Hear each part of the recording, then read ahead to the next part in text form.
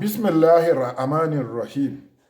Bá ṣe ń lo orúkọ ọlọ́run ọba 99 àti alukurani bá ṣe lè lò tá a fi bẹ ọlọ́run lórí èké nínú ìṣòro tó bá dojú kẹ̀dá.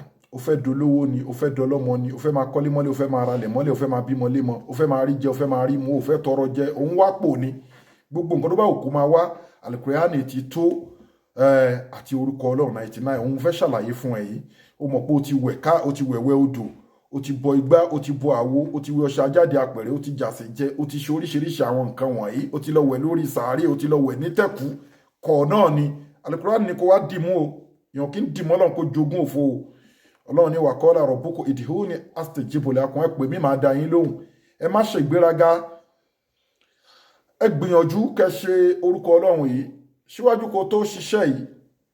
Nǹkan tó bá lágbára fi sákàǹtì àwọn ọmọ aláìní, àkáǹtì nọ́mbà ní fáwọn ọmọ aláìní 0123214254. Àkáǹtì nọ́mbà fáwọn aláìní 0123214254. Global Dahiratu Dhikrlahi Islamic Organization, Wema Bank of Nigeria.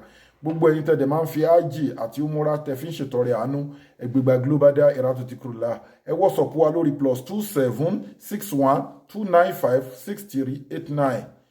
Àánú ẹ ló ṣe mí o. Wọ́n ní sàárà yọ sí ẹ, àbí wọ́n ní pé tó bá ṣàdúrà yìí tán kó pẹran. Oníṣíwájú ni sàárà gbà wá ní àbẹ́yìn.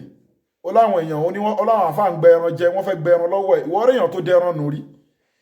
Jẹ́ kí wọ́n fẹ́ràn yín ṣe sàárà, jẹ́ kí wọ́n jẹ ẹran kí ìgbésí ayé titi ẹ̀ ṣáà lè dáa, káwọn ẹni ibi lè túwọ́ lẹ́yìn ẹ, kọ́rọ̀ ẹ lè máa gún régé, kí ìgbésí ayé ẹ lè máa tẹ̀síwájú títí dáadáa. Jẹ́ kí wọ́n jẹ ẹran. Torí tó bá ṣe sàárà yẹn, ijọ́ tí wàhálà bá dé, agbára màálù ò ní ká o. Kò sẹ́ni tó tọrọ ẹran lọ́wọ́ ẹ. Tó bá pa ẹran tẹ́lẹ̀ wọ́n ń jẹ náà ni wọ́n fi ṣe sàárà ni. Ọ̀rọ̀ mi ò ní pọ̀, mo gbé ẹ débẹ̀ nìyẹn, mo já ẹ. Gbìyànjú ọjọ́ Friday ló máa ṣiṣẹ́ yìí, wàá dà níyàn. Àwọn tó fẹ́ bá ka àlìkùránì jẹ́ kó jẹ́ àwọn tó mọ̀ pé wọ́n nífẹ̀ẹ́ dénú. Ẹ wàá jókòó, wàá wá tọrọ nǹkan tó bá ń fẹ́.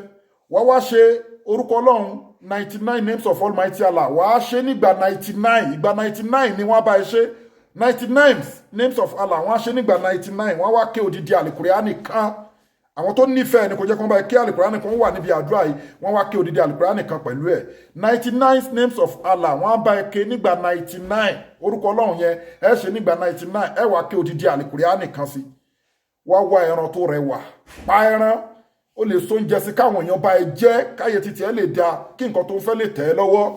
Ẹ gbìyànjú kẹ́ get transformer 1100 power fún tọkọtìyàwó tó ń wojú ọlọ́run. Ẹ dẹ̀ get all in one natural apps láti kojú èké nínú àìsàn. Ẹ WhatsApp wa lórí +276129560.